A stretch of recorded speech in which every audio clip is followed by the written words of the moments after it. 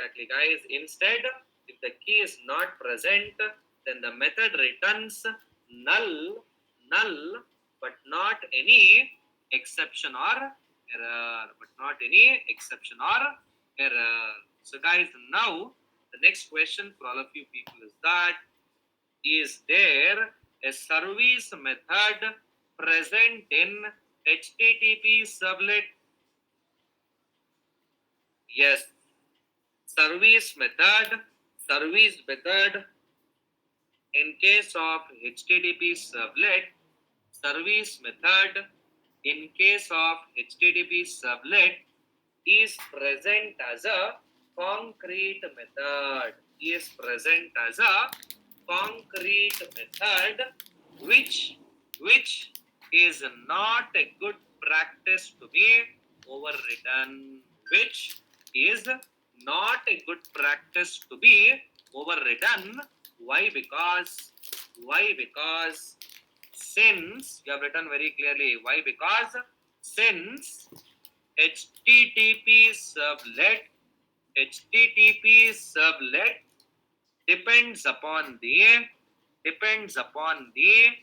type of HTTP request. Since HTTP servlet depends upon the type of HTTP request.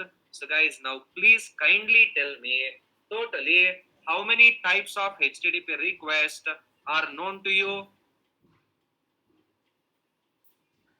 Very good. Totally, there are 8 different types of HTTP request present. Namely, tell me guys. Yes, namely, the first one is called post. Apart from post, the next one is get. The third one is put. Fourth one is delete. Fifth one is trace. Sixth one is option. The seventh one is called head, and the eighth one is called connect. Super. So guys, now the next question, whatever you people are able to look at the screen, okay, is a very, very, very, very, very, very, very, very, very important MCQ question on J2EE, as well as a mandatory technical question of J2EE. That is, what are the different status messages and codes? I repeat the question once again. What are the different status messages and status codes? So when this is the question, that is, what are the different status messages and status codes? Now look at the screen, guys. What is the status message? Look at the screen and please tell me what is the status message for the status code called 404. Please tell me. Guys, for 404, you people used to tell resources not available. Do you remember?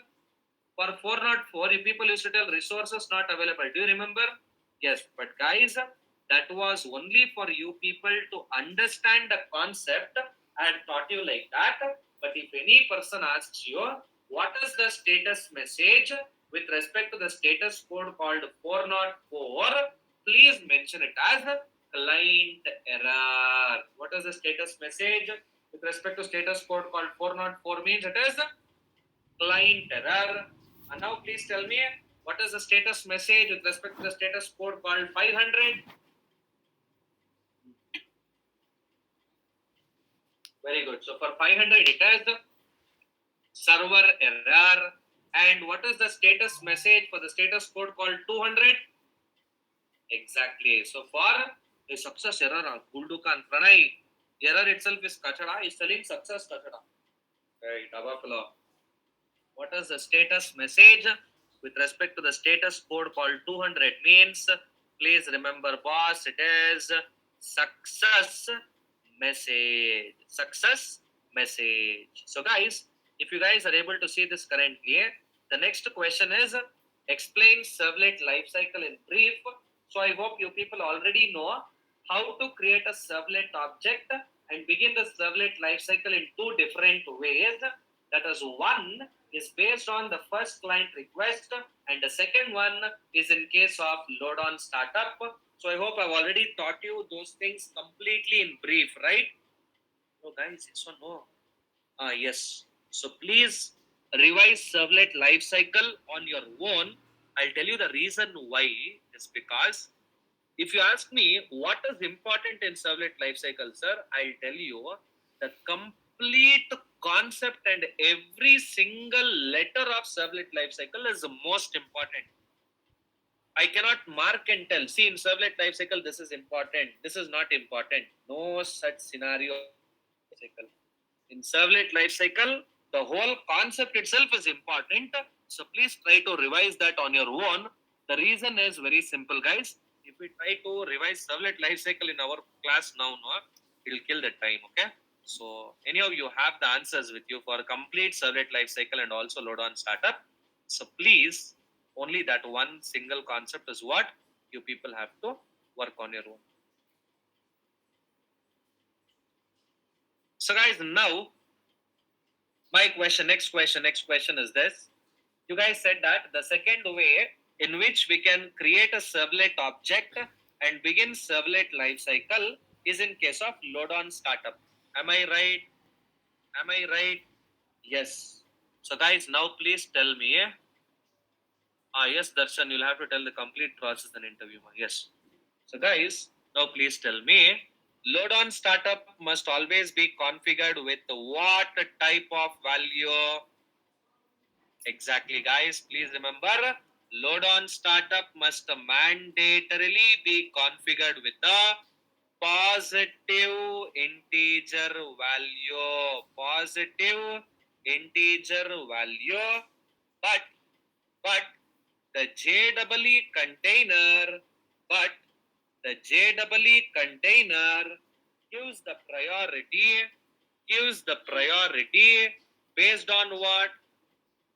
Yes, but JEE container gives the priority based on the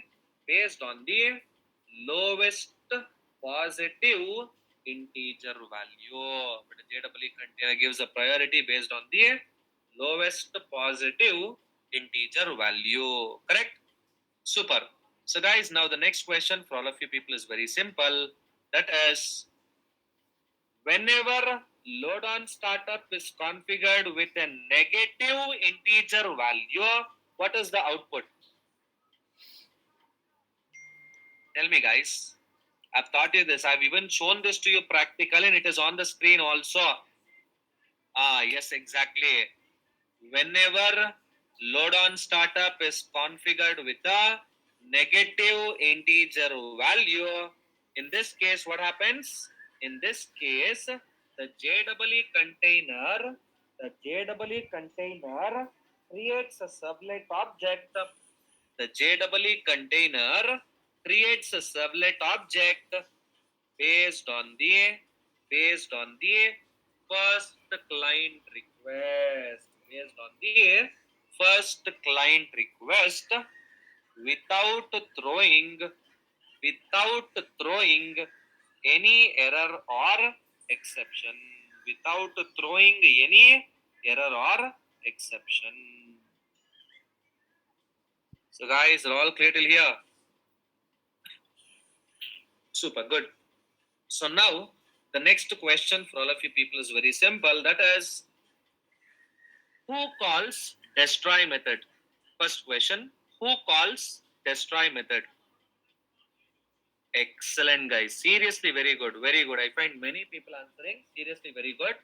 Who calls destroy method? Means destroy method is always called by the JEE container.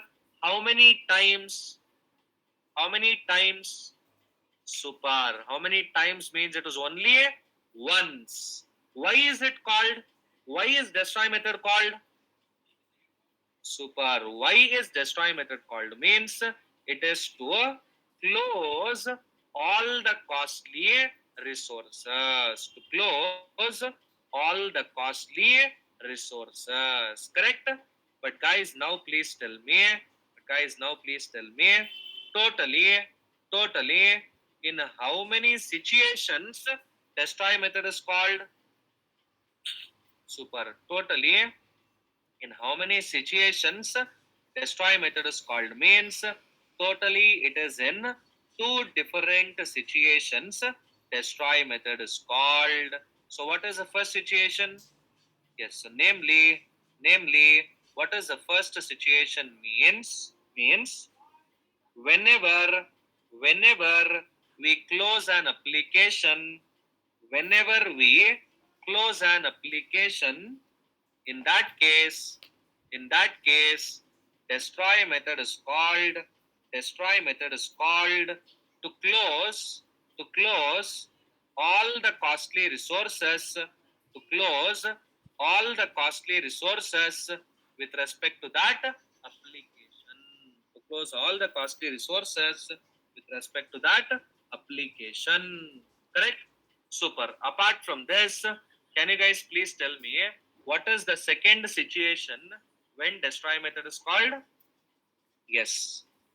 Apart from this, what is the second situation when destroy method is called? Means whenever we redeploy an application, whenever we redeploy an application onto the server, onto the server, in that case, destroy method is called, destroy method is called to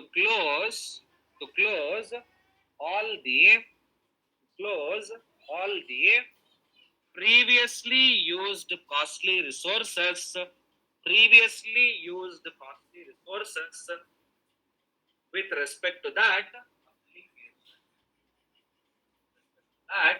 application. Correct?